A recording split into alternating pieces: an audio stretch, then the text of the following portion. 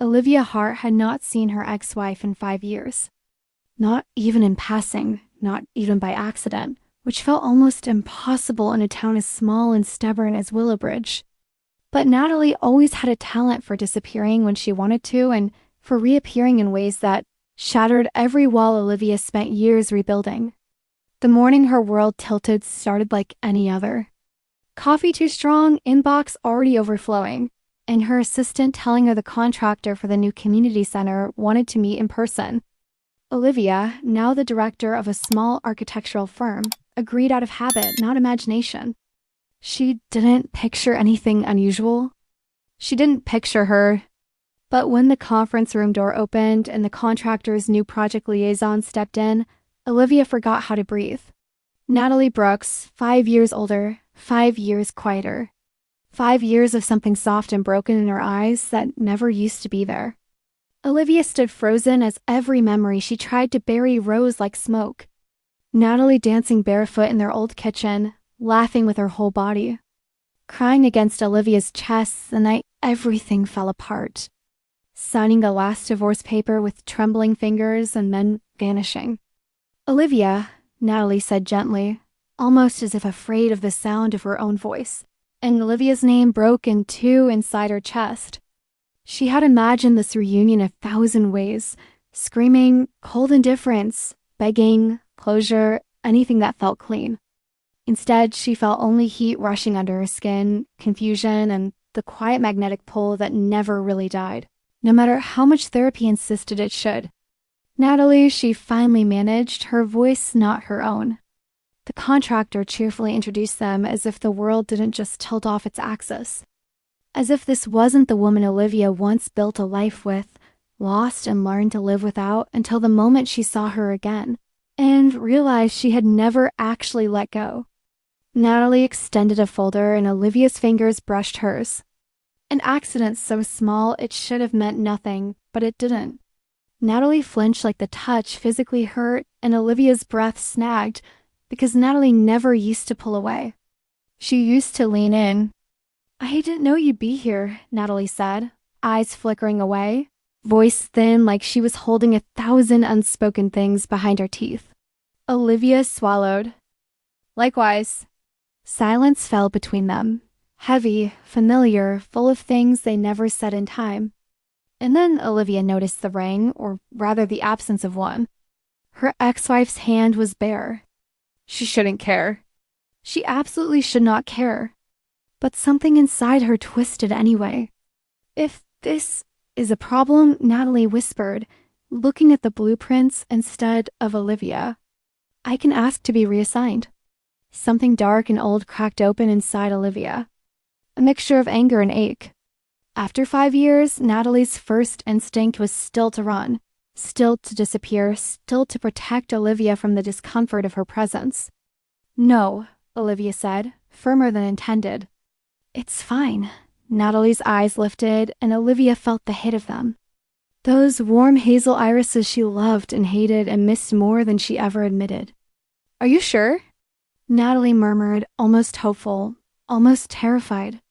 Olivia didn't answer immediately, because for the first time in 5 years, she wasn't sure of anything. Not why Natalie left, not why she came back, and not why Olivia's heart, traitorous and alive, started beating like it remembered something her mind had spent years forgetting. What Olivia did know with startling clarity was this. Seeing Natalie again felt like touching fire she thought she had healed from. And fire always leaves a mark. For the next 3 days, Olivia tried and failed spectacularly to behave as if Natalie Brooks had not resurfaced in her life, like a ghost with warm eyes and a voice that still knew exactly how to shake her. She buried herself in digital blueprints, paced her office during lunch, and told herself that avoidance was professionalism, not cowardice. But Willow Bridge was small, and the community center renovation was smaller, and fate had the cruel habit of putting Olivia exactly where she didn't want to be. Late Thursday afternoon, she drove to the construction site for a routine inspection, clipboard in hand, mental armor firmly strapped on. She wasn't expecting Natalie to be there, but she was. Standing alone by the skeletal frame of the future gymnasium, hands in her pockets, shoulders rounded as if bracing against a cold that didn't exist. The wind tugged her hair across her face, and she didn't push it back. Natalie looked tired. Not physically. She was stronger than Olivia remembered, leaner, with an edge of resilience she didn't have before. But emotionally, there was a heaviness that didn't match the woman Olivia once knew. The woman who used to greet storms like challenges instead of burdens. Olivia hesitated, then approached. Natalie noticed her and straightened posture, tightening the way someone does when they expect impact. "Hi," Natalie said softly. "Hi," Olivia replied, keeping her eyes on the exposed beams instead of the woman, who once shared her bed, her dreams, and her worst nights. But Natalie studied her carefully, as if cataloging changes. "I wasn't sure you'd come today," she murmured. "It's on the schedule," Olivia said, a touch too defensive. Natalie nodded as if accepting a verdict. "Right, of course." They walked. Through the site in silence, Olivia explaining structural updates. Natalie listening with that same old thoughtful intensity, except now it came with an undercurrent of something like regret. When they reached the back of the property near the unfinished storage wing, Olivia noticed the tension in Natalie's jaw. "You okay?" she asked before she could stop herself. Natalie blinked, startled that Olivia even cared enough to ask. "I'm fine," she said quickly. "Too quickly?" Olivia opened her mouth to question it, but the foreman called everyone over to discuss a plumbing issue, asking Olivia to examine a problem in the subflooring. Natalie followed, though she hovered strangely close, like she didn't want to lose sight of Olivia even for a moment. When the discussion ended, most of the crew left for the day, leaving only the two of them behind while Olivia double-CH checked notes. The quiet settled thickly between them. Natalie broke it first. "Olivia," her voice trembled slightly. Olivia froze. She knew that tone.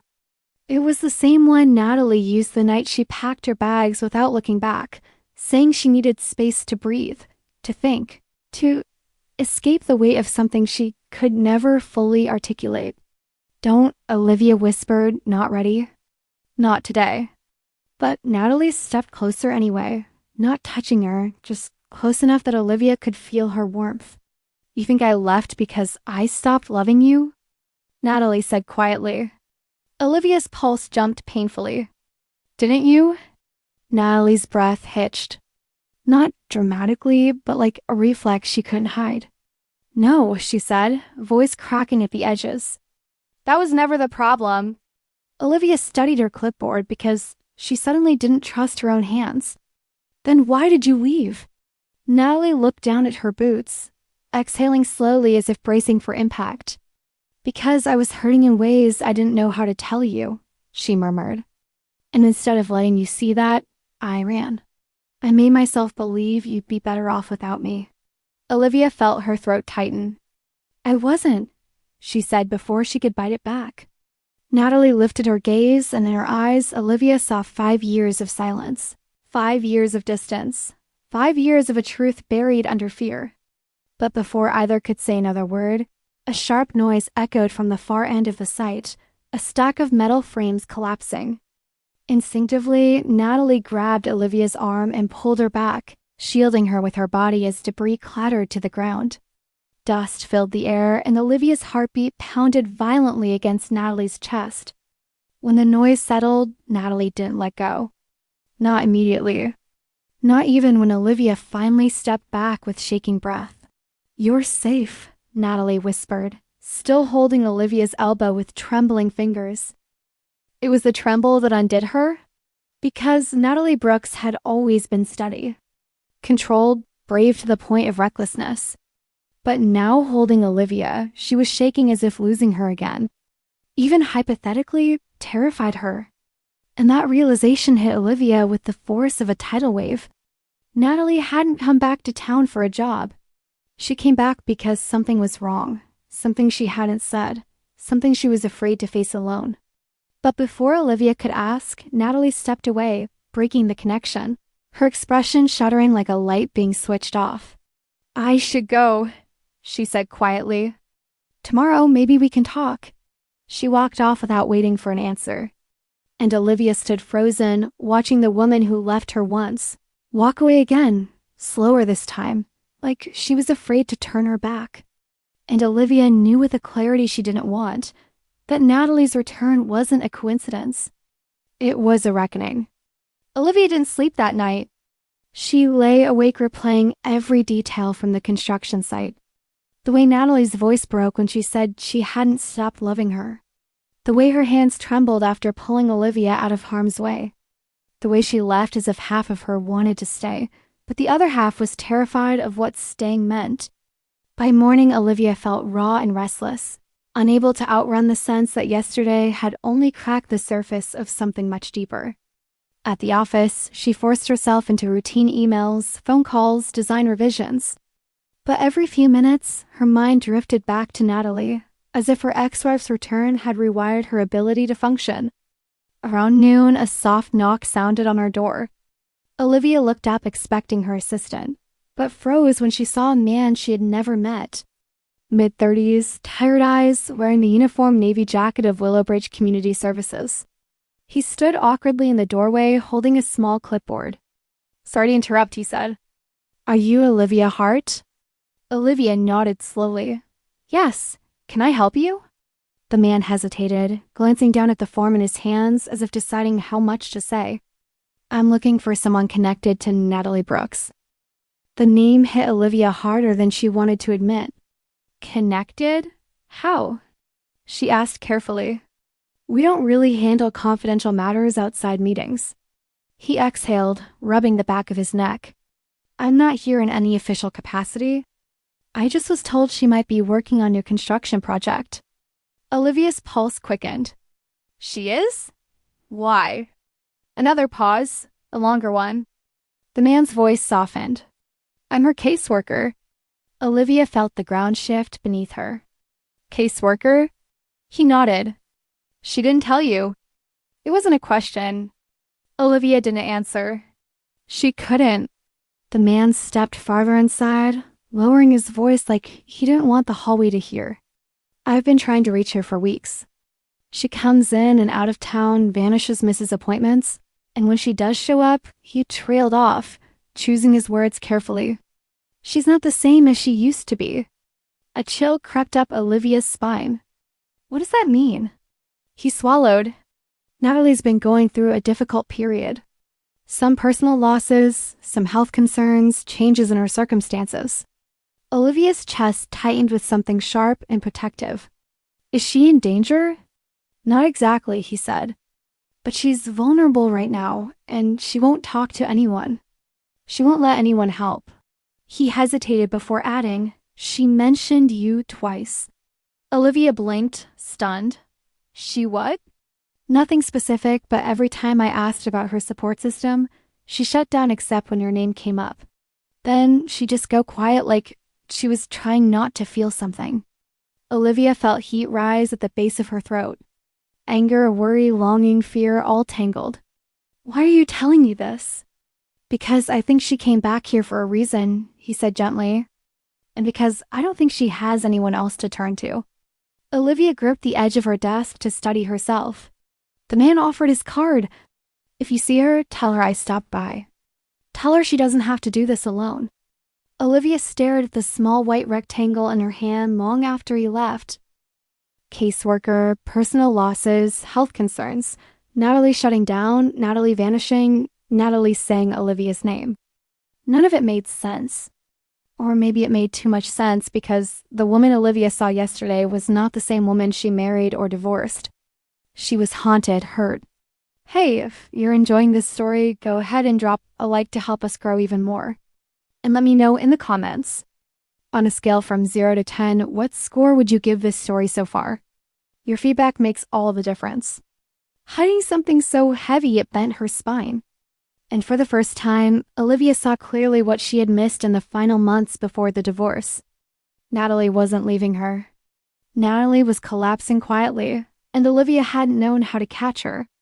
The thought hollowed her out. She grabbed her keys, unable to sit another second. If Natalie was in town, Olivia needed to find her. She drove to the construction site first, scanning the area, calling her name in the half-finished gym. Nothing. She checked the diner they used to frequent. The quiet stretch of the Riverwalk where Natalie loved to think. Even the old bookstore they once spent Sundays wandering. Each place was empty until finally she found her sitting alone in the parking lot of their former home, now owned by someone else, legs pulled to her chest, head resting on her knees. The sight hit Olivia like a physical blow. Natalie looked so small it hurt to breathe. Olivia approached slowly, gravel crunching beneath her shoes. Natalie looked up, eyes red-rimmed but dry as if she'd run out of tears hours ago. "How did you know I was here?" she whispered. Olivia swallowed. "I didn't. I just looked everywhere you used to go when you were hurting." Something shattered across Natalie's face. Something fragile, grief-stricken, and full of a love she had never learned to hold without breaking. "Liv," she whispered, voice trembling. Olivia knelt in front of her, heart pounding with a fear she didn't understand yet. "Natalie, what happened to you?" For a moment, Natalie said nothing, just stared at the house they once shared, hands clenched, jaw tight. Then, finally, she whispered the words that made Olivia's entire world tilt. "I came back because I didn't know where else to go."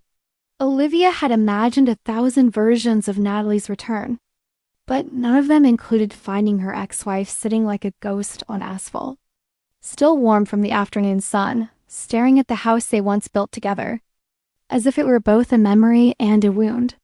When Natalie whispered that she had nowhere else to go, something in Olivia's chest twisted with an ache so sharp it felt like reliving the divorce all over again.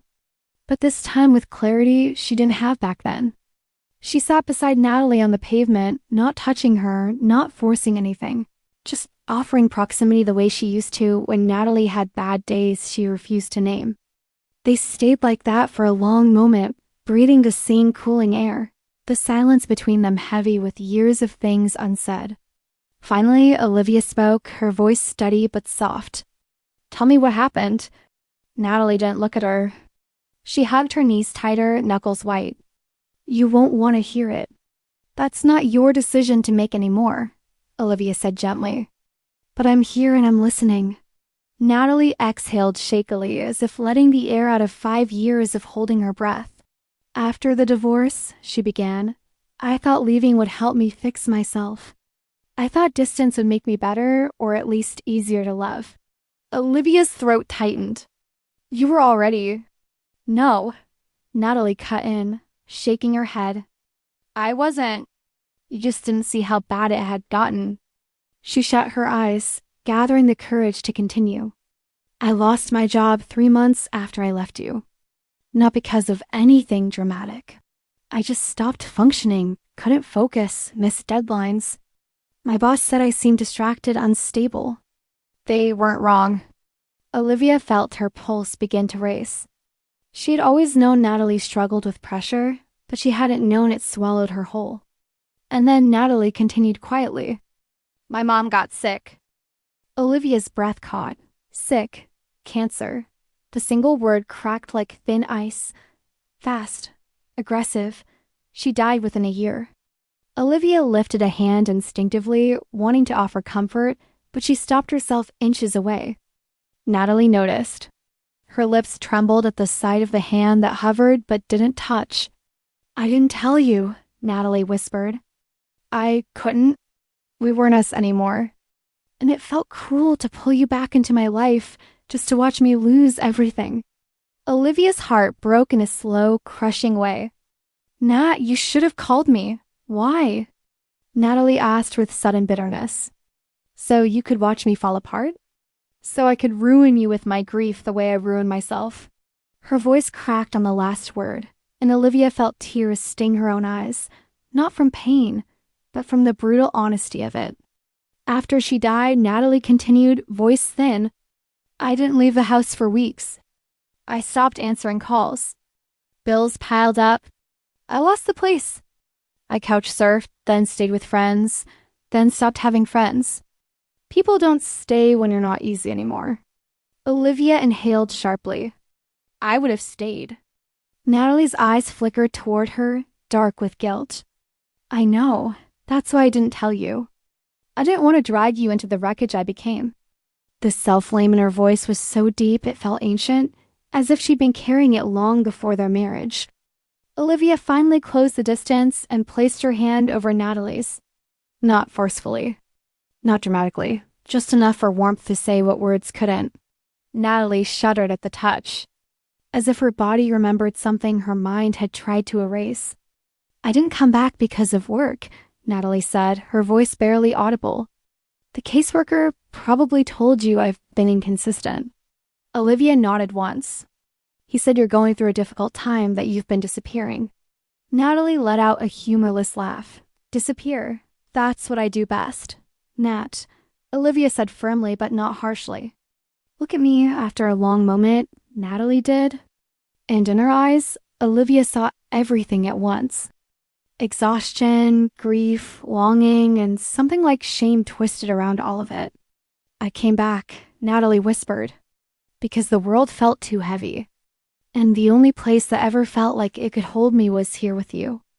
Olivia's breath faltered. I'm not asking you to fix me, Natalie added quickly, panic rising in her voice. I'm not asking for us to be anything again. I needed somewhere familiar before I broke completely. Olivia's heart splintered, not in pain, this time in recognition. Because she understood now with a clarity she didn't have 5 years ago, Natalie hadn't left to escape Olivia. She left to escape herself. Olivia moved her hand from Natalie's to her cheek, wiping the single tear that had escaped down her skin. This time Natalie didn't flinch. She leaned into the touch like someone starved for softness. You're not broken, Olivia said quietly. You're hurting. That's different. Natalie closed her eyes, letting the words settle into places that had long been hollow. I'm scared, Liv, she whispered. I've never been this scared. Olivia didn't pull away. Then don't face it alone. Natalie opened her eyes, searching Olivia's face for something. Permission, forgiveness, hope. Olivia didn't know which, but she offered what she could. Her presence, her steadiness, her hand in Natalie's trembling one. When Natalie finally spoke again, her voice was barely more than a breath. I don't deserve your kindness. That's not for you to decide, Olivia murmured. Let me help. And for the first time in 5 years, Natalie nodded. Not in surrender, but in relief, as if somewhere deep inside, she had been waiting for Olivia to say exactly that. Olivia didn't ask Natalie to stand. Didn't rush her. Didn't demand anything except the simple truth she had finally begun to offer. But as the daylight dimmed and the parking lot grew colder, Olivia realized that Natalie couldn't stay there. Not in front of a house that used to be theirs, not in that fragile state, not alone with ghosts she wasn't strong enough to face. Come with me, Olivia said softly. Not a command, not a plea, just an open door. Natalie looked up with eyes that seemed startled by the gentleness in her voice. To your place? Yes, Olivia said. Just for tonight. You need rest. You need warmth. You need something other than asphalt and old memories. Natalie hesitated. Not out of distrust, but out of exhaustion. What if it's a bad idea? Then it's just one night, Olivia replied. And bad ideas don't scare me anymore. Something flickered across Natalie's face. A bittersweet shadow of the woman she used to be. And she finally nodded. Olivia helped her up, guiding her to the car with a steadiness she hadn't realized she still possessed. They didn't speak on the drive, but silence between them had always been a language, and this time it said more than words could. I'm here. I'm not leaving. You're safe. When they reached Olivia's small townhouse, Natalie paused at the doorway, gripping the frame as if afraid the threshold might burn her. Olivia noticed. It's just a house, she murmured. Not a promise, not a trap, just a place to breathe. Natalie let out a shaky breath and stepped inside. The space was modest but warm, soft lighting, books stacked on every surface, the faint scent of jasmine tea lingering in the air. Natalie looked around slowly, as if absorbing the pieces of a life she'd never seen Olivia rebuild. "You kept the same mugs," Natalie whispered, noticing the ceramics that they bought at a street fair years ago. Olivia followed her gaze. "They survived the divorce somehow." "I didn't think anything survived the divorce," Natalie murmured. The honesty sliced through the room. Olivia busied herself boiling water in the kitchen, giving Natalie space to settle her shaking. "Ta, please." Natalie sat on the couch, folding her hands tightly in her lap. Her shoulders trembled once, almost invisible, but Olivia caught it. She brought her the warm mug and sat at a careful distance, not touching, not crowding her. Natalie traced the rim of the cup with her thumb. "I used to love the smell of jasmine," she said softly. "You still do," Olivia replied. "You just forgot." Natalie's eyes glistened. "I forgot a lot of things, Liv, then well remember them slowly," Olivia said. "One at a time." Natalie swallowed hard and nodded, but Olivia could see the way she avoided holding her gaze for too long. Something else weighed on her, something darker than grief, heavier than exhaustion. Olivia waited, letting the silence stretch until Natalie finally exhaled. "There's more I haven't told you." Olivia softened. "I figured." Natalie's laugh was quiet and hollow. "Of course you did. You always saw through me." Olivia didn't respond, encouraging her gently with a tilt of her head. Natalie set the mug down carefully as if her hands were too unsteady to trust. "After my mom died, I tried to rebuild things. I tried to work, tried to stay in the city, tried to function. But every time I took one step forward, life shoved me 10 steps back."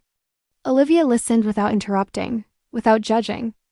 3 months ago, Natalie continued, voice tightening. "I got into some trouble." "Not legal, just consequences of me not taking care of myself." Olivia leaned forward slightly. "Are you sick?" "No," Natalie said quickly. "Not sick, just worn down. And then the place I was staying kicked me out. I didn't have savings left. Didn't have anyone left. My caseworker tried to help, but I kept disappearing, running from everything, including him." Olivia felt a deep aching pull in her chest. "Nat, what happened 3 months ago?" Natalie took a shaky breath, fingers closing around the fabric of her jeans, as if holding herself together. "I had a panic attack, a bad one in a grocery store of all places. I ended up fainting.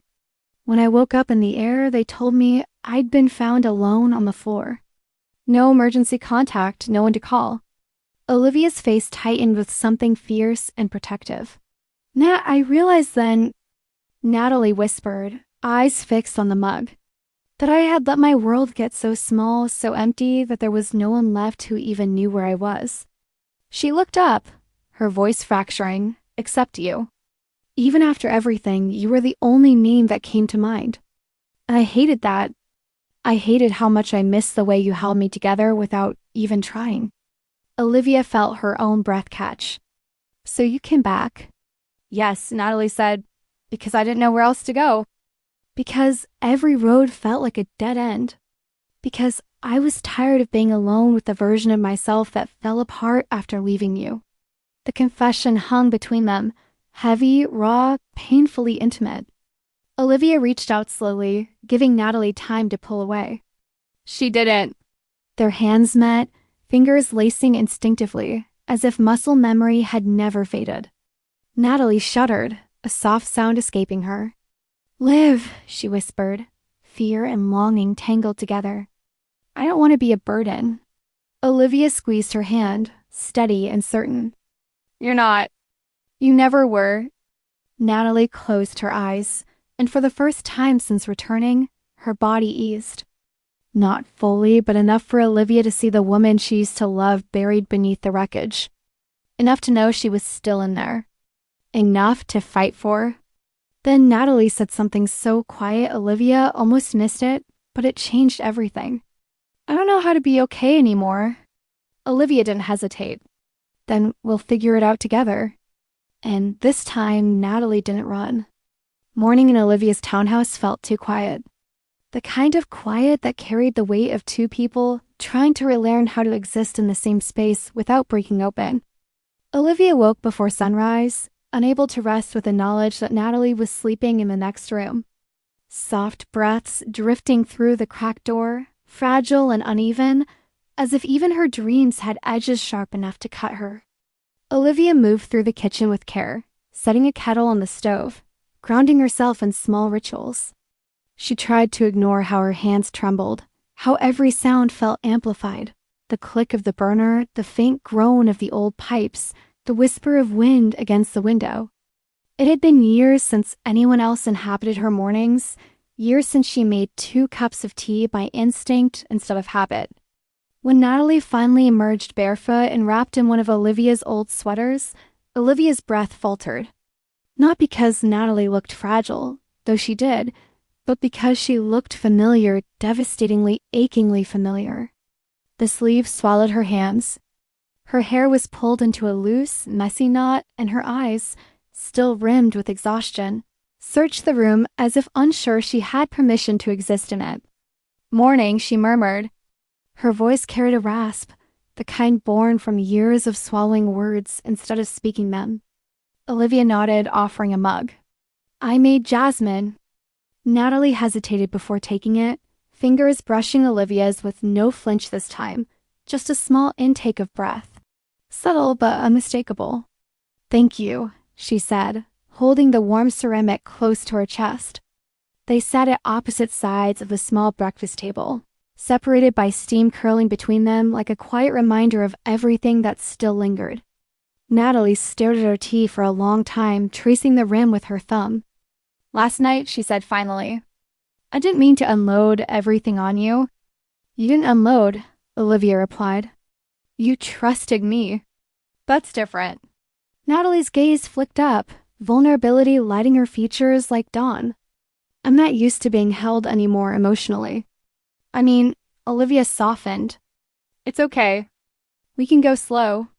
But Natalie shook her head. "Slow isn't the problem. I don't want to collapse on you again. I don't want you to feel responsible for me." "Natalie," Olivia said gently, "I'm not your caretaker, but I care about you. There is a difference." Natalie absorbed that, her shoulders tightening as though she didn't quite know how to relax. She sipped her tea, hands steadying slowly, then glanced around the kitchen with a distant, bittersweet expression. "You changed the place," she whispered. "But it still feels like you." Olivia smiled faintly. "A lot changed, but some things didn't." "Like the mugs," Natalie murmured. "Like the tea?" Olivia hesitated. "Like how I feel when I see you hurting." Natalie's breath hitched. She looked away, letting silence swell. But then she said something Olivia didn't expect. "I dreamed about our old house last night. Not the bad parts. The good ones. The ones I tried to forget because remembering them hurt too much." Olivia felt her chest tighten. "What did you remember?" Natalie pressed her fingers to the mug, eyes distant. "The mornings," she whispered. "You'd always wake up 5 minutes before me. I used to pretend I didn't notice, but I did. I remember watching you tie your hair up in the mirror. I remember you humming while you made coffee. I remember feeling safe without even knowing that's what I was feeling."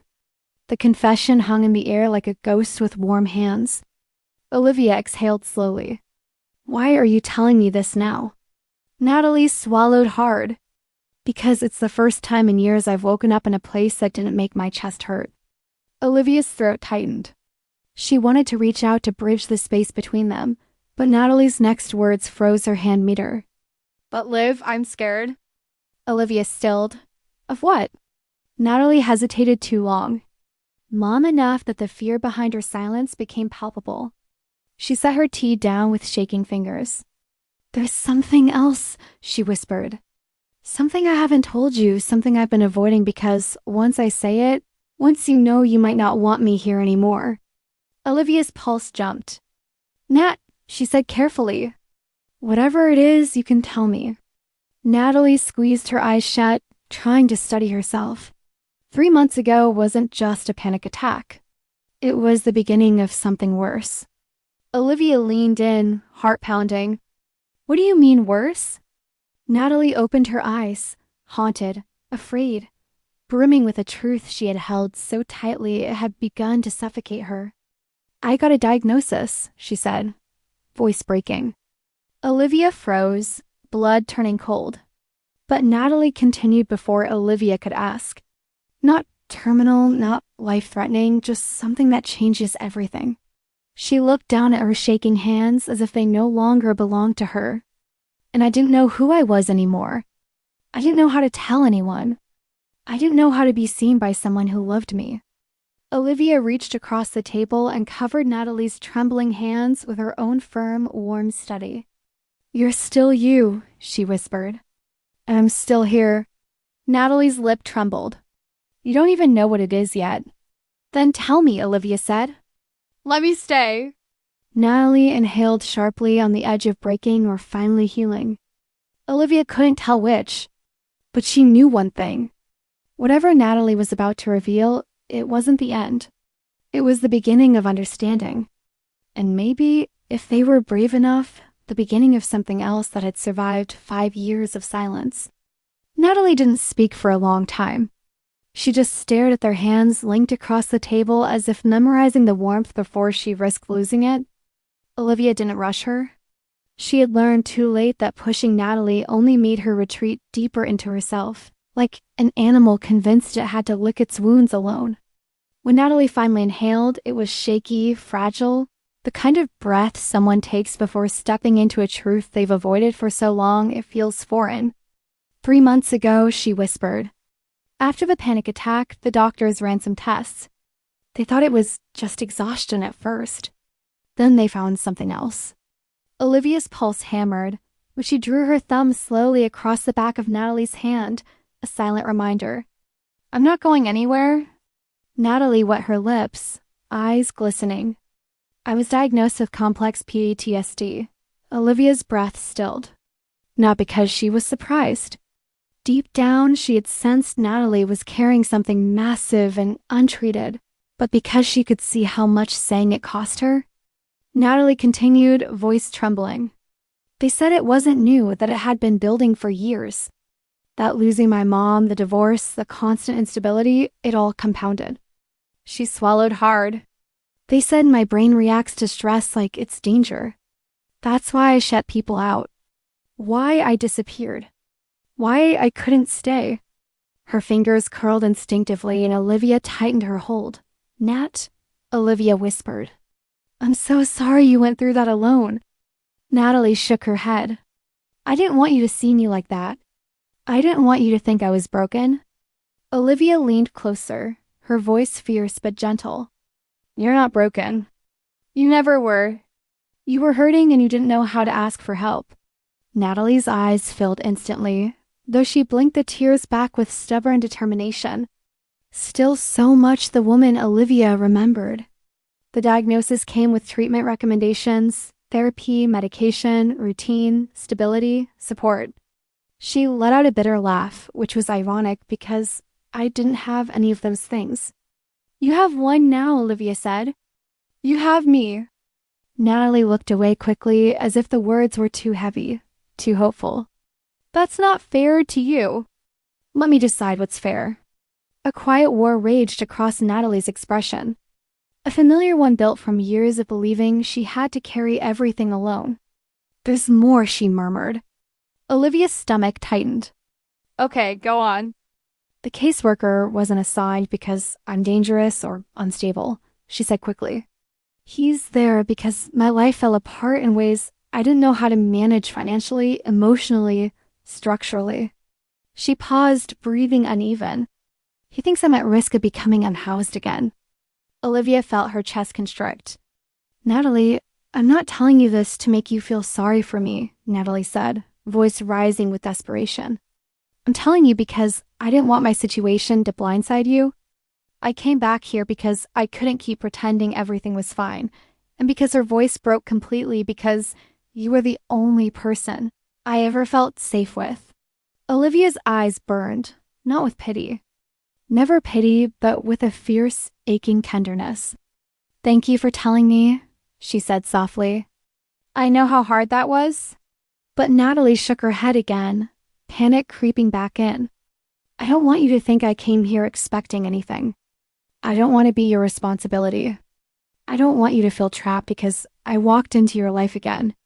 I don't feel trapped, Olivia said firmly. I feel grateful you trusted me. I feel honored even. And I feel angry. Angry that you were drowning and didn't believe you deserved a lifeline. Natalie covered her mouth with her hand, shoulders trembling. I don't know how to let people help me. I never did. Olivia moved her chair closer. Not touching, not overwhelming, just enough that Natalie could feel her presence. Then we'll learn together. Natalie's hands slowly lowered from her lips. Her eyes, wide, wet, scared, lifted to Olivia's. You'd really let me stay even knowing all this? Olivia nodded once, slow and certain. Yes, not out of obligation, not out of guilt, but because I care about you, and because I want you here. Natalie let out a small, broken sound, something between relief and disbelief. She pressed her forehead to Olivia's shoulder without thinking, a reflex born from another life. Olivia froze for a heartbeat, then relaxed, allowing the moment, letting Natalie melt into her like someone who hadn't felt safe in years. It wasn't romantic. Not yet. It was something older, deeper, a reclaiming of connection. Natalie whispered into the fabric of Olivia's shirt, voice raw. I don't know how to start over. Olivia rested her cheek on Natalie's hair. Then start here. Natalie nodded, tears silently wetting Olivia's shoulder. And for the first time since she returned, she didn't apologize for needing someone. Natalie didn't wake up peacefully. The next morning, Olivia heard her before she saw her. The soft, broken gasps of someone trapped in a nightmare they couldn't claw their way out of. Olivia rushed to the guest room, heart thundering, and found Natalie curled tightly on the bed, fists gripping the sheets, her breath fast and uneven. Nat, Olivia whispered, kneeling beside her. You're safe. It's just a dream. Natalie jolted awake, eyes wild, chest rising in sharp, panicked bursts. For a second, she didn't recognize where she was or who she was looking at. Olivia didn't touch her, didn't move closer, just grounded her voice low and steady. You're here with me. You're okay. Slowly, painfully, Natalie's breathing eased. Her hands loosened, her shoulders slumped as the nightmare released its hold. And then she whispered brokenly, I'm sorry. Olivia shook her head. You don't have to apologize for having a nightmare. But Natalie wasn't talking about the dream. She sat up, hugging her knees, her voice trembling. You asked me yesterday what I was scared of. I didn't tell you everything. Olivia's stomach tightened, but she stayed calm, patient. Then tell me now. Natalie stared down at her bare feet, toes curled into the blanket as if anchoring herself. The nightmares started after my mom died, she said quietly. At first, they weren't this bad. Just flashes, memories, feelings. Olivia listened without interrupting, giving Natalie space to unravel the knot inside her. But then Natalie whispered, They got worse. Not about real memories anymore. They became hallucinations. My brain replaying things that never happened. I'd wake up convinced someone was in the room or that I was trapped somewhere I couldn't escape. She swallowed hard. It scared the people I was staying with. I scared them. One night, I woke up screaming, convinced the walls were closing in. After that, they told me they couldn't let me stay anymore. The words were soft, but the shame beneath them was crushing. Olivia's heart clenched. Nat, that wasn't your fault. It was my responsibility, Natalie whispered. I didn't seek help soon enough. I didn't take the diagnosis seriously.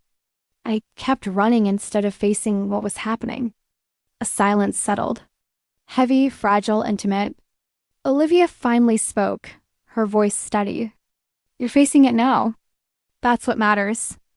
Natalie looked at her with eyes full of guilt and longing, as if afraid she didn't deserve the comfort being offered. I don't know how to be someone worth staying for, she said. Olivia's chest tightened.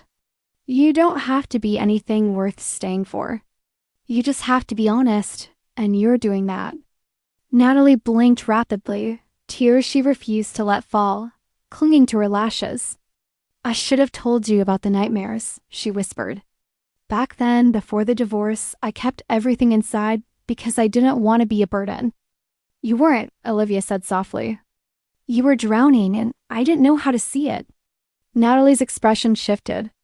Pain mixed with something like relief, as if she had waited years to hear Olivia say those words. Slowly, Olivia stood and reached out her hand. Come on, she said gently. Breakfast, or at least something warm. Natalie hesitated only a second before taking it. Her palm fit into Olivia's exactly the way it used to, unsettlingly natural, painfully familiar. They made their way to the kitchen, moving around each other with a strange mix of old choreography and new caution. Olivia cooked scrambled eggs while Natalie leaned against the counter, her fingers fidgeting with the hem of the sweater she still wore. I haven't had a real breakfast in months, Natalie admitted. Olivia glanced at her over her shoulder. Then today we start changing that. Natalie didn't smile, not fully, but her mouth softened in a way that hinted at something like warmth. When they sat down to eat, Natalie took one bite and froze. Olivia worried she didn't like it until she saw the expression on her face. A quiet grief, a quiet longing. This tastes like the mornings we used to have, Natalie said softly. Olivia's breath caught. She didn't want nostalgia to be the only bridge between them, but she also understood the power of comfort in small, ordinary things. Do you miss those mornings? Olivia asked. Natalie looked at her slowly, carefully, as though stepping across glass. Every day since the divorce, she whispered. Even when I pretended I didn't. The honesty hit Olivia like a blow, soft but deep. Her throat tightened. Nat, but Natalie shook her head gently. I'm not saying it to make you feel guilty or to ask for anything. I'm saying it because I'm tired of running from the truth. She set her fork down, hands trembling slightly. There's one more thing you should know. Olivia went still. What is it? Natalie's eyes lowered. During those years I disappeared, someone tried to help me. Someone I pushed away. Someone who cared more than I deserve. Olivia's pulse flickered with something uncertain and sharp. Who? Natalie drew a breath but didn't look up. Someone I shouldn't have trusted. Someone who made things worse. Someone I left without saying goodbye. Olivia felt something cold slide into her spine. Not jealousy, not suspicion, but fear. Because the way Natalie said it, soft, shaken, ashamed, meant this was not a story of love or even companionship. It was a story of damage, of vulnerability exploited, of a wound that hadn't healed. Olivia reached across the table, not touching Natalie yet, but close enough that Natalie could if she wanted. Whenever you're ready, Olivia whispered. Tell me. Natalie finally lifted her eyes, haunted, pleading, raw. I think they might come looking for me. Olivia's heart stopped. Not out of danger, but out of the terrible understanding that Natalie's past wasn't just a trail of pain. It was a shadow that could still reach her. And Olivia knew with a fierce, unspoken certainty she wouldn't let it. The moment Natalie said someone might come looking for her, the air between them changed. Not with fear, but with a sharp, protective tension Olivia had only ever felt once before. The night Natalie left. When Olivia realized too late that love couldn't save someone who didn't know how to stay. But this was different. This time, Natalie wasn't running from Olivia. She was running toward her. And from something else entirely, Olivia kept her voice steady, careful. Natalie, she said, who are you talking about? Natalie looked down at her hands, fingers twisting the fabric of the sweater like she wished she could disappear into it. Her name was Rowan, she whispered, almost wincing at the sound of it. Olivia waited, patient, grounded, but her heart beat faster. Not from jealousy, from instinct. The kind of instinct that said someone hurt her. Someone hurt her deeply. Natalie continued, her voice thin. After I lost my mom, I couldn't function. I couldn't be alone. I was desperate for anything that felt like stability, even if it was a lie. She swallowed hard.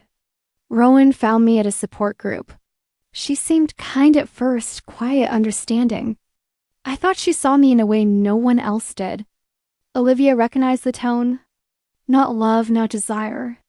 Vulnerability repurposed into dependency. But Olivia asked softly. Natalie let out a breath that trembled. But she liked broken people. She liked being the fixer, the savior, the one who controlled the damage. Olivia's jaw tightened. She isolated me from everyone. Natalie whispered, staring at the table as if it could dissolve the memory. Told me no one else could help me, that everyone else would give up on me. And because I was falling apart, I believed her. Nah, it got worse, Natalie said, voice cracking. She convinced me I was one mistake away from losing every good thing left in my life. She made me dependent on her attention, her approval, and when I didn't meet her expectations, she'd pull away until I begged not to be left. Olivia felt a surge of emotion. Anger, grief, protectiveness, all tangled together. That's manipulation, Olivia said quietly. That's abuse. Natalie nodded. A tiny broken movement. I didn't see it at the time. I thought she was saving me, but she was using my diagnosis. My fear, my grief against me. Olivia reached across the table slowly. Natalie let herself be touched this time. Barely, but enough. Enough to show trust, enough to show hunger for safety. One night, Natalie continued, I had a nightmare. A bad one. And she screamed at me for waking her. Said I was exhausting. Said I was too much. She squeezed her eyes shut, so I left. I walked out without shoes, without a bag, without anything. Olivia's chest tightened painfully. How long ago was that? 2 months, Natalie whispered. I've been drifting since. Staying in shelters when I could, sleeping in my car when I had one, avoiding her because she kept texting, calling, showing up at places she knew I'd go. Olivia felt cold. Her pulse sharp. Did she hurt you physically? No, Natalie said quickly, shaking her head. Never. She wasn't violent, just controlling. And she hated losing control. And you think she might come to Willowbridge? Olivia asked. Natalie nodded. She knows it was the last place I felt safe. And she said once that people always return to the places where they lost themselves. Olivia exhaled slow and measured, keeping her expression calm despite the storm rising inside her. If she comes here, Olivia said carefully, she won't get near you. I promise. Natalie's lips parted in a soft, shaky breath. Lev, I don't want to make this your problem. You're not making anything my problem, Olivia replied. You're letting me care. Natalie looked away, eyes shimmering. Why are you being so good to me? Olivia's answer was immediate, instinctive, because no one else was. A single tear slipped down Natalie's cheek. She didn't wipe it, didn't hide it. Instead, she whispered, I don't know how to deserve this. Olivia stood and walked around the table, kneeling beside Natalie's chair, just as she used to during long nights when the world felt unbearable. She took Natalie's hands gently, grounding her. You don't have to deserve kindness, Olivia murmured. You just have to let it in. Natalie let out a small, broken sound and leaned forward until her forehead touched Olivia's. It wasn't romantic. It wasn't desperate. It was a surrender. Not to Olivia, but to the possibility that she wasn't alone anymore. I'm trying, Natalie whispered. I know, Olivia said. That's enough. They stayed like that, breathing the same air, letting the past settle between them without pulling them under. After a long moment, Natalie spoke again, voice barely audible. I didn't come back to rebuild us, she said. I came back because I didn't want to die alone in a place that didn't know me. Olivia swallowed around the knot in her throat. You're not alone, and you're not dying. Natalie closed her eyes, then helped me stay. Olivia's voice was steady, certain, warm. I already am. For the first time, Natalie let herself believe it. The next days unfolded quietly, almost tentatively, as if the universe itself didn't want to disrupt the fragile balance forming between Olivia and Natalie. Routine came slowly, hesitant, uneven, but real. Olivia started by making mornings predictable. Tea, simple breakfast, soft music playing from the small speaker on the counter. Natalie drifted through the space like someone learning how to exist again, touching the edges of the world as if afraid it might disappear. She still startled easily, still woke from nightmares, trembling, still apologized for things she didn't need to. But she also began to breathe a little deeper, sit a little longer, speak a little more. On the fourth morning, Olivia found her sitting on the couch wrapped in a blanket, hair messy, knees tucked up, staring at the window as sunlight crept into the room. "Are you okay?" Olivia asked gently. Natalie nodded slowly. "I think so. I just don't know what comes next." Olivia sat beside her, not touching, but close enough that warmth bridged the gap. "Next," Olivia said softly, "is building something small, manageable, safe." She offered Natalie a printed list from the community clinic. Therapists, trauma specialists, sliding scale options. "We can start with choosing someone to talk to," Olivia said. "If you're ready." Natalie took the paper with shaking hands, her eyes scanning it. "I don't know who to pick." "Then we'll pick together." Natalie folded the paper against her chest as if absorbing courage through it. "Liv, what if therapy makes everything worse before it gets better?" Olivia looked at her steady.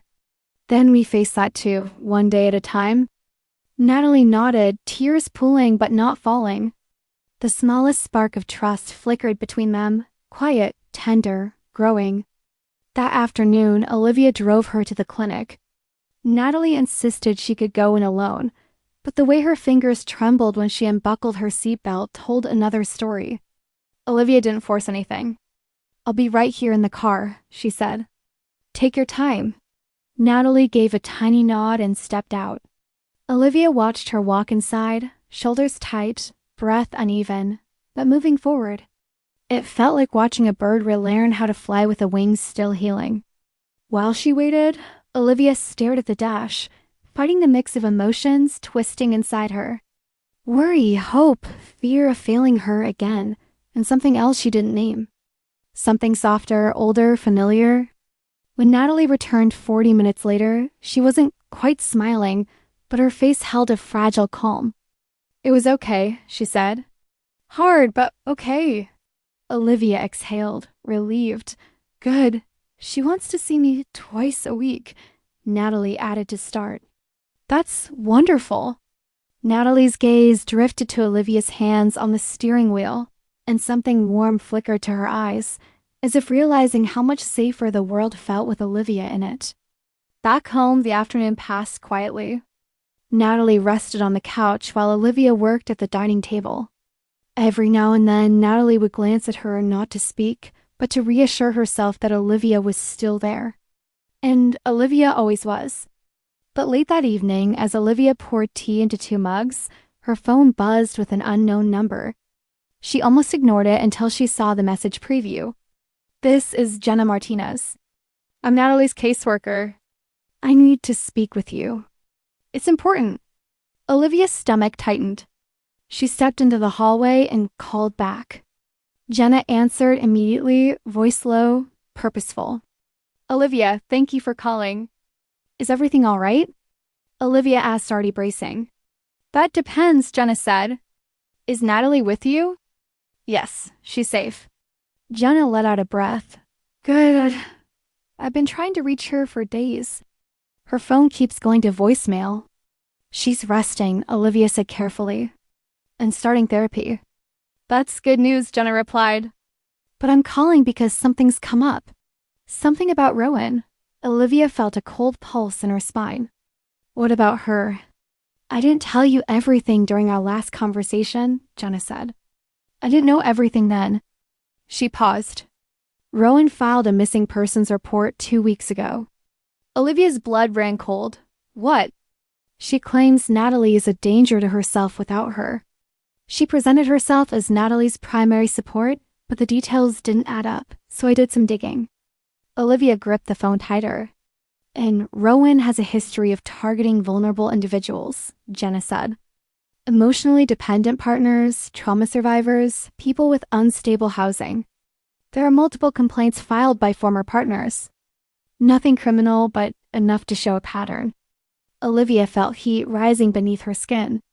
Not anger, but something sharper, protective to the point of violence. Why would she file a report? Control, Jenna said simply. It's a documented tactic. By claiming someone is missing or unstable, she can justify contacting authorities, locate them, or pressure them into returning to her. Olivia's heartbeat roared in her ears. Does she know Natalie is here?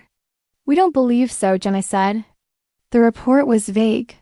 But Olivia, if Rowan finds out, she may come to Willowbridge. Olivia closed her eyes. Then we have to protect her. I agree, Jenna said. I'll do everything I can legally, but emotionally she's going to need stability, routine, support. Olivia's throat tightened. I'm here, she said simply. Good, Jenna replied. Because Natalie trusts you more than anyone. After the call ended, Olivia stood in the hallway, breathing slowly, trying to steady herself before returning to the living room. She didn't want to scare Natalie. She didn't want to overwhelm her. But when she turned the corner, she found Natalie sitting up, blanket gathered around her shoulders, eyes wide and worried. Liv, Natalie whispered. What happened? Olivia hesitated, then walked toward her slowly, calmly, gently, as if approaching a wounded animal who wanted safety, but didn't know how to accept it. She sat beside her, close enough that their knees brushed. Nothing's happening right now, Olivia said softly. You're safe, but something will happen, Natalie asked, voice trembling. Olivia reached out and took her hand. Warm, fragile, familiar. Whatever comes, Olivia murmured. We face it together. Natalie leaned into her shoulder, exhaling shakily. I'm scared. Olivia rested her cheek on Natalie's hair. I know, she whispered. But you're not running anymore, and neither am I. For a long moment, they stayed like that, breathing the same quiet, the same uncertainty, the same new beginning. And for the first time, fear didn't push them apart. It pushed them closer. For the next 2 days, Olivia kept her phone close, waiting for any sign that Rowan had found a trail, but nothing came. No calls from Jenna, no suspicious activity, just silence. The kind that felt temporary and heavy, like the world was holding its breath. Olivia didn't tell Natalie the details. She only told her what mattered, that she was safe, that they were being careful, that no one knew she was here, and Natalie believed her. But Olivia could still see the tension in her shoulders, the way her gaze drifted toward the windows when the house grew too quiet. Safety wasn't a place for Natalie. It was a feeling, one she had lost long before she ever tried to leave Olivia. On the second night, after dinner, they settled into the living room. Olivia worked on her laptop, drafting plans for the community center, while Natalie curled up at the other end of the couch, wrapped in the same blanket she had refused to sleep without since the nightmare. A soft lamp illuminated the room, turning everything warm and gentle.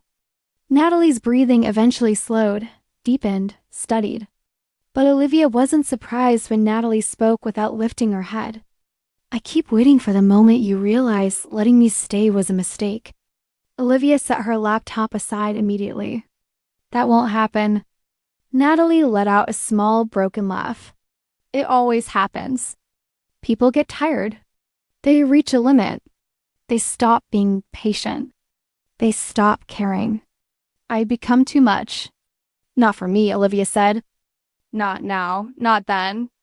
Natalie's eyes flicked upward, searching Olivia's face for disbelief or pity, but finding none. Do you ever think? Natalie whispered about what we might have been if I hadn't fallen apart. Olivia inhaled slowly. I think about what we were and what we could still be, but not because of the past. Because of who you're becoming now. Natalie's breath caught. Not in fear, something closer to wonder. I'm not becoming anything, she murmured. I'm just trying not to drown. Then let me hold you up, Olivia said softly. Even if just for now. Natalie shifted, sitting up, blanket draped loosely over her shoulders. The tension in the room changed, tightened, softened. All at once. Live, she said, voice barely audible. I don't know how to let someone love me anymore. Olivia's heart stilled. Not because of the words, but because of the way Natalie said them, quietly, carefully, like she was afraid they might break if spoken too loudly. Olivia moved closer, slow enough that Natalie could pull away if she needed to. She didn't. Olivia reached out and brushed a loose strand of hair from Natalie's cheek.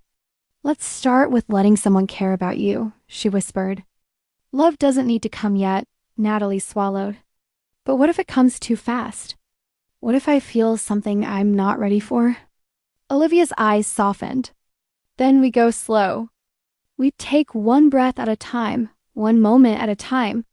Natalie drew in a shaky breath, the kind that came from a heart trying to relearn rhythm. Can I tell you something? Anything, Olivia said. Natalie hesitated only a second before whispering, I missed you every day. Olivia's expression broke open, gentle and devastating. I missed you too. The words settled between them like a confession neither had meant to say aloud. Natalie leaned forward just slightly, just enough that Olivia felt the warmth of her breath, but then froze, panic flickering across her face. I shouldn't, Natalie whispered. I'm not stable. I'm not healed. I'm not, Olivia murmured, cupping her cheek without pulling her closer. You don't have to be healed to be wanted. Natalie's eyes fluttered closed at the touch, as if the feel of Olivia's hand unlocked old memories, mourns, laughter, soft domestic love they'd lost before they understood how to protect it. Her lips parted barely, a breath between them, a heartbeat, a pull, and then a small sharp knock at the door. Natalie flinched violently as if struck. Olivia felt her entire body shift into protection instinct, hand sliding gently from Natalie's cheek to her shoulder. It's okay, she whispered. It's probably nothing. But Natalie's breathing grew shallow, fast, panic shimmering in her eyes. No. What if it's her? What if she? She doesn't know where you are, Olivia said firmly. And no one else does either. The knock came again, soft, hesitant, familiar. Olivia stood slowly, giving Natalie a reassuring look before moving toward the door. She checked the peephole. Relief washed over her. She opened the door only a crack. Jenna, the caseworker, stood on the porch, bundled in a coat, holding a file. Her expression wasn't fear, it was apology. I'm sorry to drop by unannounced, Jenna said softly. I tried calling. It went straight to voicemail. Olivia frowned and glanced back to her phone on the table, screen black, battery dead. I didn't know, she said. Is everything okay? Jenna nodded quickly. Yes, nothing bad happened. I'm just here to drop off some paperwork Natalie needs for assistance applications and a safety guiding case. She feels anxious about Rowan. Olivia exhaled slowly. All right. She opened the door wider and Jenna stepped in. Natalie, still on the couch, tensed immediately, blanket clutched, eyes wide. Jenna softened her voice. Hi, Natalie. I'm sorry if I startled you. Natalie shook her head, but her hands trembled. Jenna placed the file on the table gently. Nothing urgent, just resources. You're doing incredibly well, by the way. Natalie blinked, shocked. I'm not. You are, Jenna said with certainty. Showing up to therapy alone is huge. Letting someone help you is bigger. Natalie's throat tightened. She nodded once, barely. Jenna smiled softly, then turned to Olivia. I'll get out of your way. I just wanted to support the progress she's making. Olivia walked her to the door, thanked her, and locked it behind her. When she returned to the couch, Natalie was sitting perfectly still, hands shaking. Hey, Olivia said gently, sitting beside her again. It's all right. It was just Jenna. I know, Natalie whispered. But I can't control it. Every unexpected sound makes my body think I'm back in danger. You're not. Olivia took her hands. Natalie met her eyes fragile, trembling open. Liv, I almost kissed you. Olivia's breath caught. I know, I wanted to. Natalie whispered more than I should. Olivia brushed her thumb along Natalie's knuckles. There's no should here. Only what feels right and what feels safe. Natalie swallowed, voice breaking. Then why does wanting you scare me the most? Olivia lifted Natalie's hands to her chest, holding them there gently. Because the last time you loved someone, she whispered, you lost yourself. But this time, you're learning how to stay. Something in Natalie cracked, not in pain, but in release. She leaned into Olivia, resting her forehead against Olivia's collarbone, breathing her in like something steady in a world that kept shifting under her feet. Olivia held her softly, tenderly, with no pressure and no expectation, and for the first time, Natalie didn't pull away. The next morning unfolded gently, the way delicate things do when no one touches them too fast. Olivia woke first, finding Natalie curled on the couch, still wrapped in the blanket. She clung to like armor. But something was different today. Natalie's face was soft, peaceful, even her body relaxed in a way Olivia hadn't seen in years. She looked safe, and that alone made Olivia's chest ache. Olivia moved quietly through the kitchen, humming under her breath without realizing it until she heard footsteps behind her. Natalie appeared in the doorway, hair tousled, sweater slipping off one shoulder, a sleepy apology written across her features. I didn't mean to fall asleep out here, she murmured. Olivia placed a mug of jasmine tea on the counter. You can sleep wherever you feel safest. Natalie blinked at that slowly as if absorbing the meaning behind the words. She wrapped her hands around the mug, warmth blooming across her fingers. You always say the right thing, she whispered. Not always, Olivia said. But I try. They shared a small, shy smile, one that felt like the first spark of sunlight after a long storm. They ate breakfast quietly but comfortably, moving around each other with a familiarity that felt like stepping back into an old choreography neither had forgotten. When Olivia reached for the drawer to grab forks, Natalie reached for it at the same time, and their hands brushed warm, intentional, lingering for half a second too long. Olivia didn't pull away. Natalie did, not out of rejection, but fear.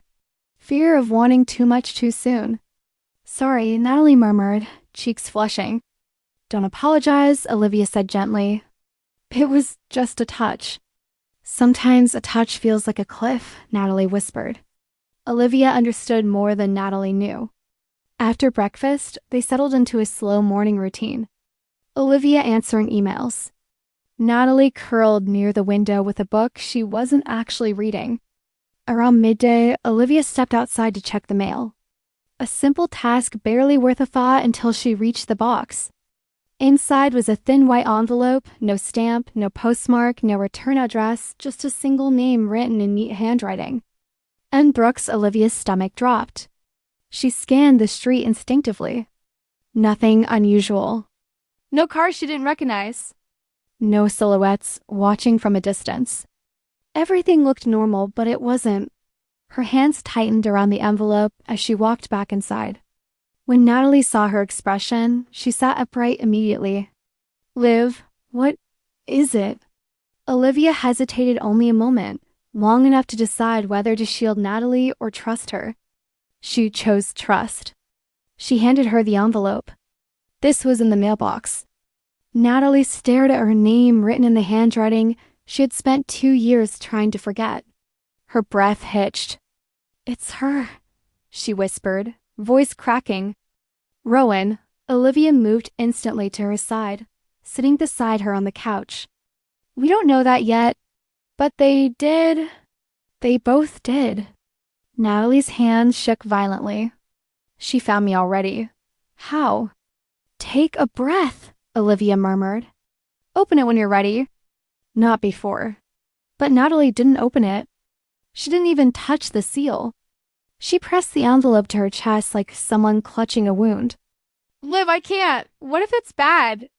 What if she's angry? What if she comes here? Olivia took her hand, grounding her. If she comes here, she deal with me first. She won't get near you.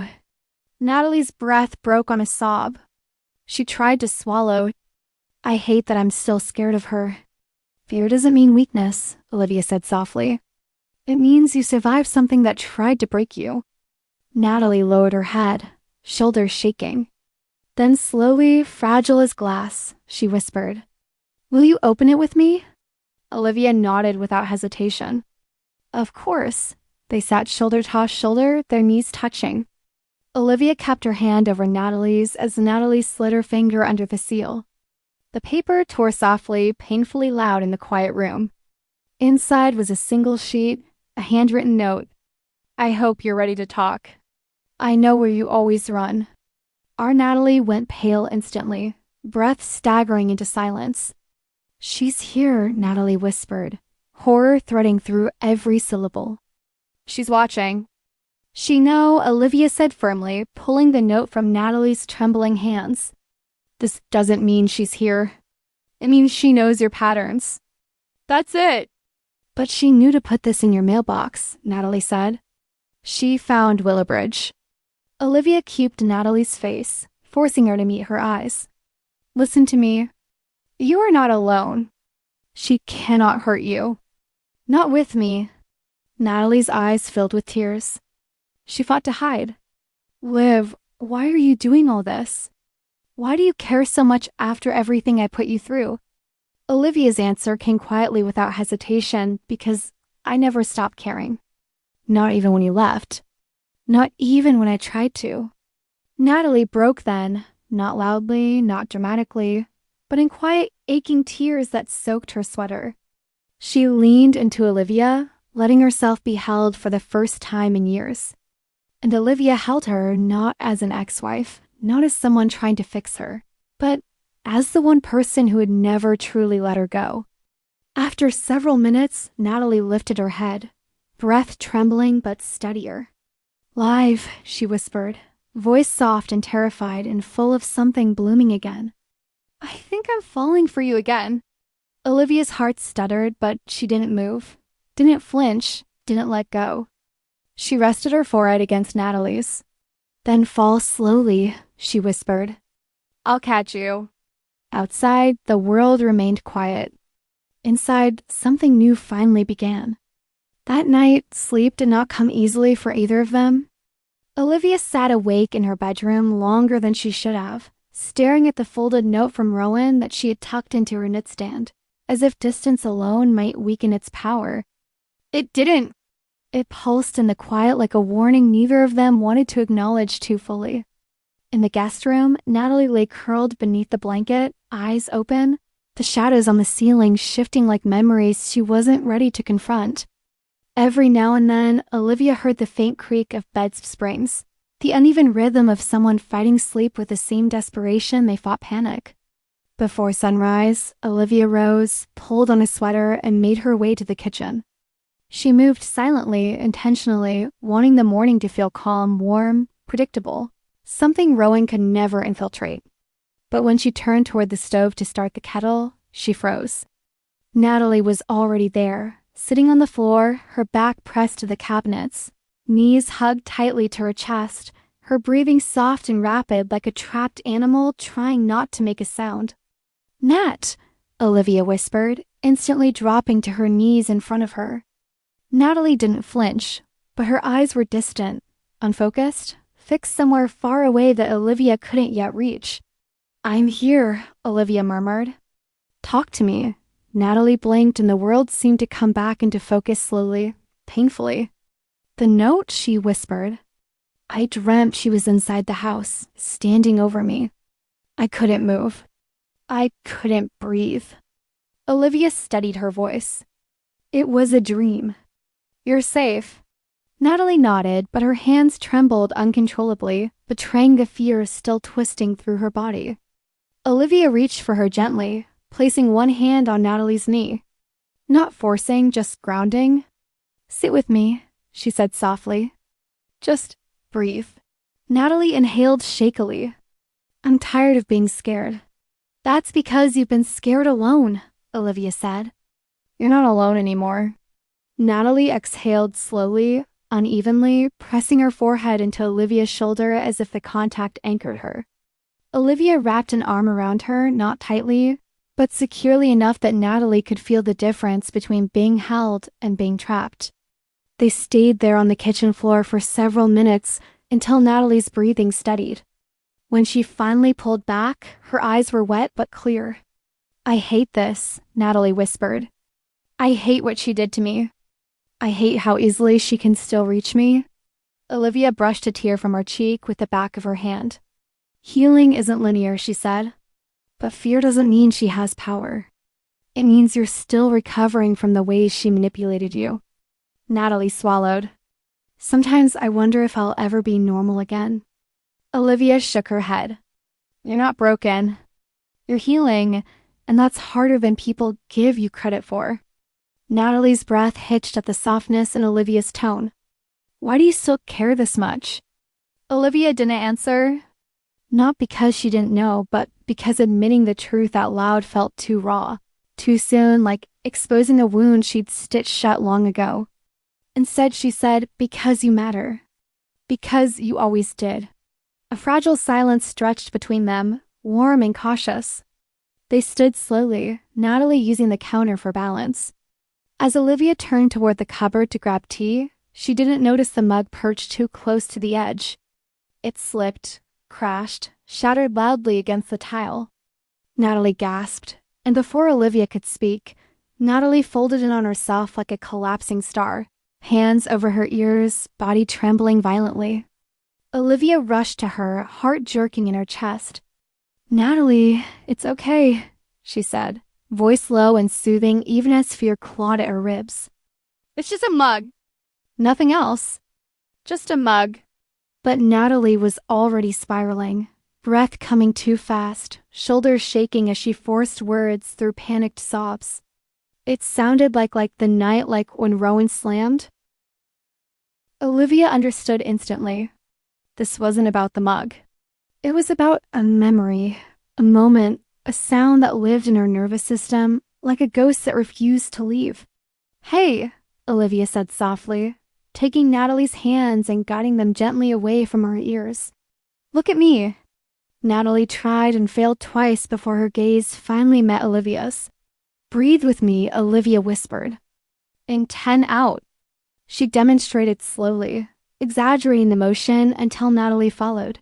Her breaths remained shaky at first, uneven and crushed with emotion, but Olivia stayed with her, counting, grounding, anchoring her to the present. Eventually, the tremors eased. Eventually, Natalie collapsed into Olivia's arms, exhausted beyond words. Olivia held her tightly this time.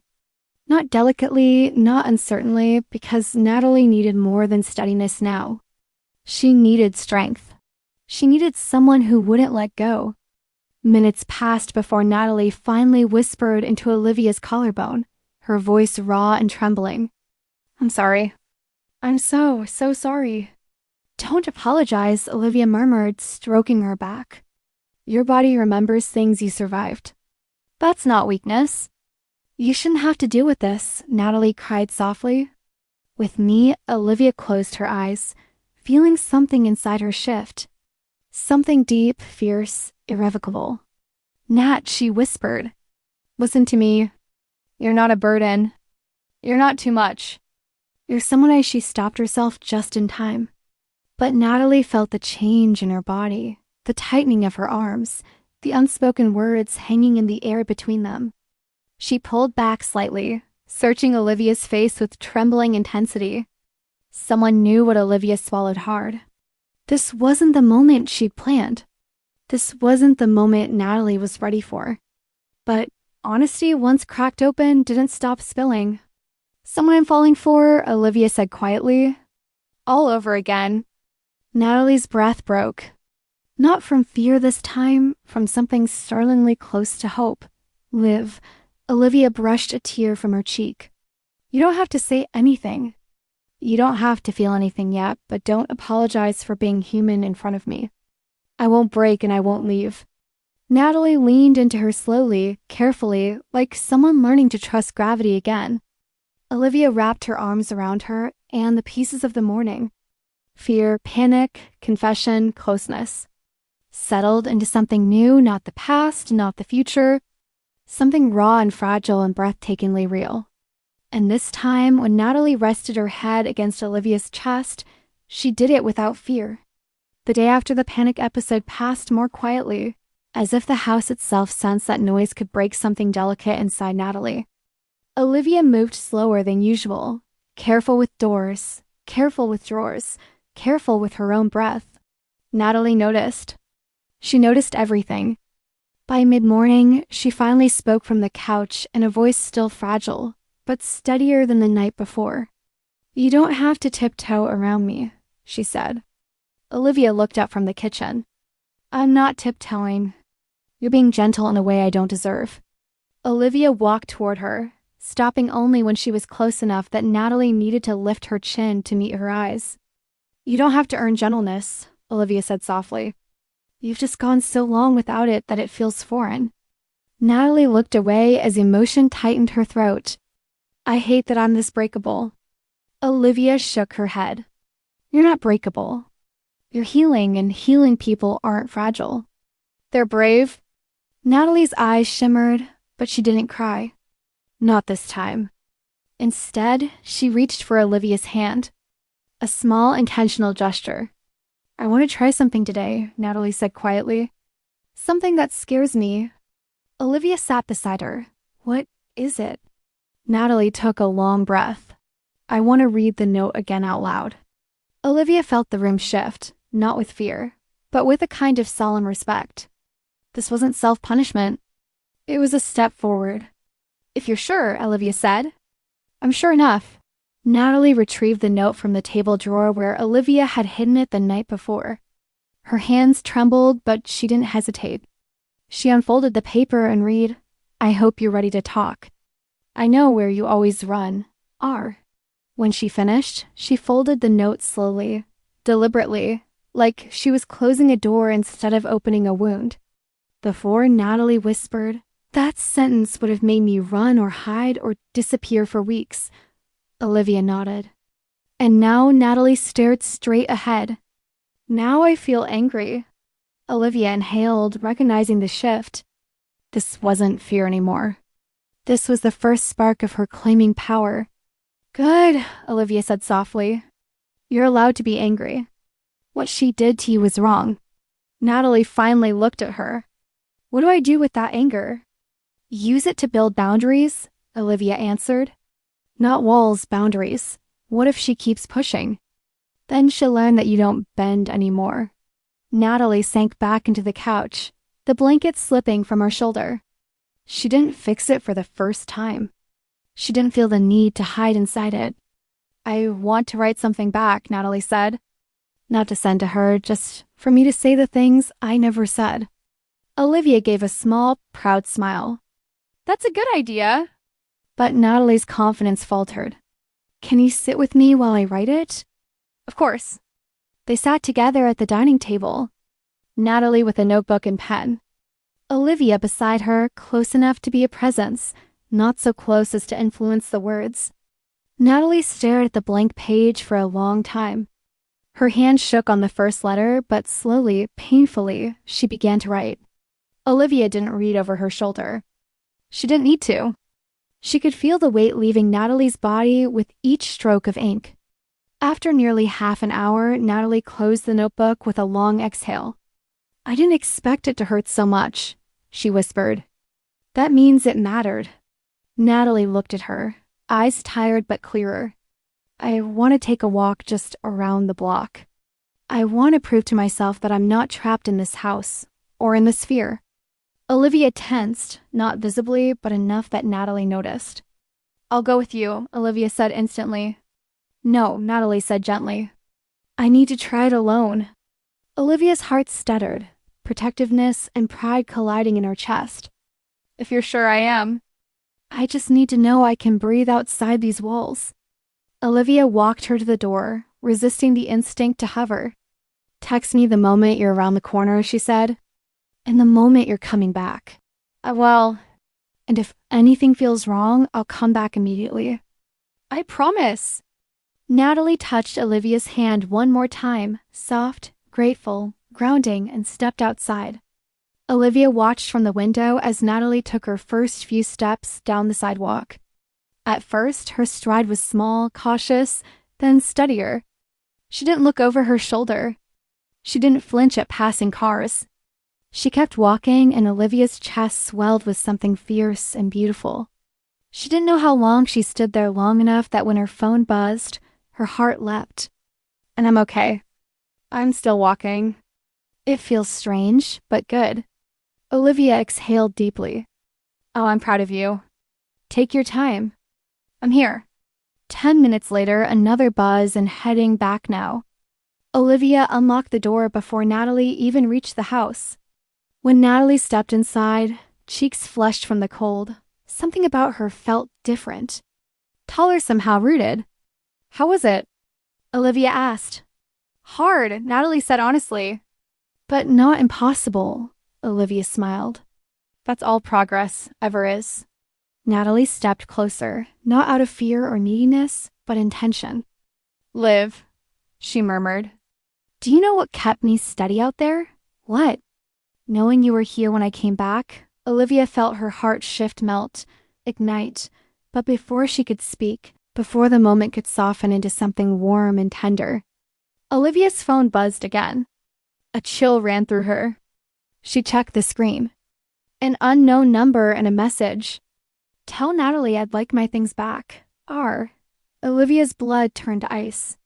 Slowly, she lifted her eyes to Natalie's. Nat, you need to see this. Natalie's face drained of color. Not from fear this time. Something quieter, deeper, a realization, a truth. She was here today, Natalie whispered.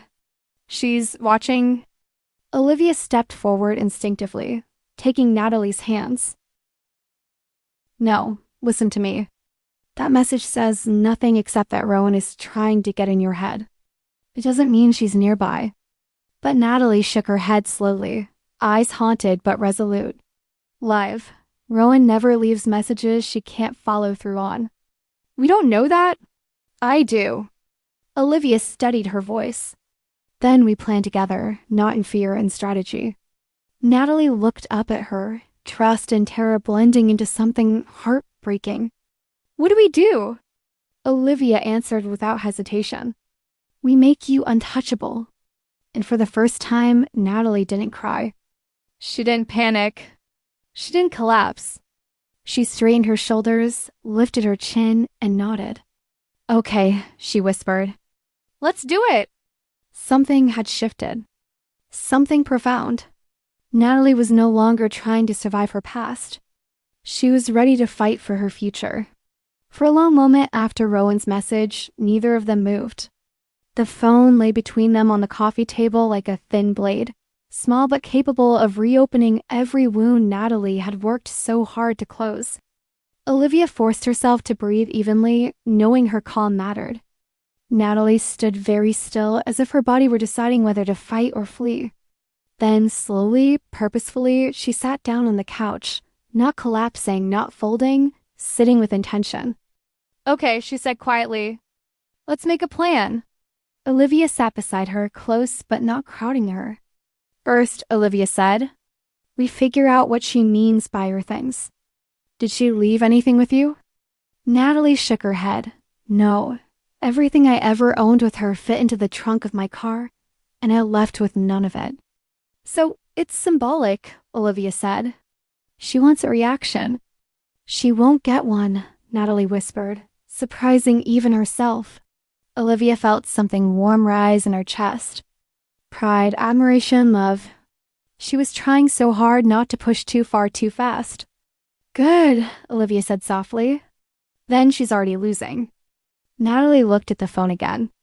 Her messages used to control me. They dictated my day, my thoughts, my fear, and now I'm just tired. Tired of giving her space in my mind.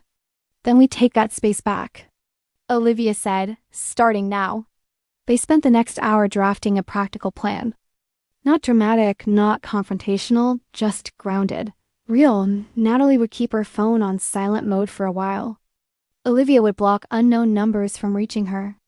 They'd speak to Jenna in the morning to update her. And most importantly, Natalie would not respond. Not even once. If I respond, Natalie said, "Voice steady, she wins. She gets a thread to pull." "Exactly," Olivia said. "We're cutting every thread." After they finished, Natalie leaned back on the couch, exhaustion and relief mixing together. "Liv, yeah, thank you for helping me make decisions without making them for me." Olivia smiled softly. "You don't need someone to save you. You just needed someone to stand beside you." Natalie lowered her gaze as her fingers brushed the edge of the blanket. 5 years ago, I didn't know how to share the weight of anything. I kept everything inside until it crushed me and pulled us apart. "It wasn't all on you," Olivia murmured. "I didn't see what you were going through. I didn't ask enough questions. I didn't understand trauma the way I do now." Natalie looked up, surprise flickering in her eyes. "You don't have to take responsibility for my pain." "I'm not," Olivia said. "I'm taking responsibility for the silence I didn't know how to break." Natalie exhaled shakily, her face softening in ways that revealed 1,000 unspoken apologies and 1,000 unspoken hopes. "Liv, if I had been brave enough to stay, do you think we would have made it?" Olivia hesitated. Not because she doubted the answer, but because the truth carried weight. "Yes," she whispered. "But we weren't ready." "Not then." "We loved each other, but we didn't know how to hold each other." Natalie swallowed, her eyes glistening. And now, Olivia reached for her hands, slow, gentle, deliberate. "Now," she said softly, "we're learning together." Natalie's breath trembled. Not from fear, but from something she hadn't allowed herself to feel in years. "Hope that didn't terrify her." "Liv," she whispered. "I don't want to lose you again." Olivia squeezed her hands. "Then don't run." Natalie's eyes filled, but her voice stayed steady. "I won't. Not anymore." Silence settled around them. Quiet, warm, honest, not heavy, not loaded, just present. Natalie shifted closer on the couch until her shoulder brushed Olivia's. A small movement, a huge step. Olivia turned her palm up, offering, not taking. Natalie intertwined their fingers with a softness that felt like a promise. "Can I tell you something?" Natalie whispered. "Always." "For the first time in years, I feel like my life could be mine again. Not something I survive. Something I choose." Olivia's chest tightened with emotions so deep she couldn't speak for a moment. When she finally did, her voice was barely above a breath. "Ben, choose at your pace." "I'm not going anywhere." Natalie rested her head on Olivia's shoulder, not with desperation, but with peace. "I know," she whispered. Outside, dusk settled across Willowbridge. Inside, for the first time in years, Natalie felt the world slow down enough for her heart to catch up. She wasn't healed. She wasn't ready for declarations or impossible promises. She didn't need to be. She had a plan. She had a voice. She had a future. She wasn't afraid to imagine. And she had Olivia, steady, patient, loving her in a way that didn't demand anything except honesty. As the room dimmed around them, Natalie whispered one last truth, soft as breath. "I think I'm ready to stay." Olivia pressed her cheek against Natalie's hair, closing her eyes. "Welcome home," she murmured. And this time, Natalie didn't run. She stayed. If you enjoyed this content and want to support the channel in a special way, try clicking the thanks button below. It's the one with the heart and $sign icon. With super thanks, you can make a direct contribution to the channel, which helps me keep creating awesome videos for you.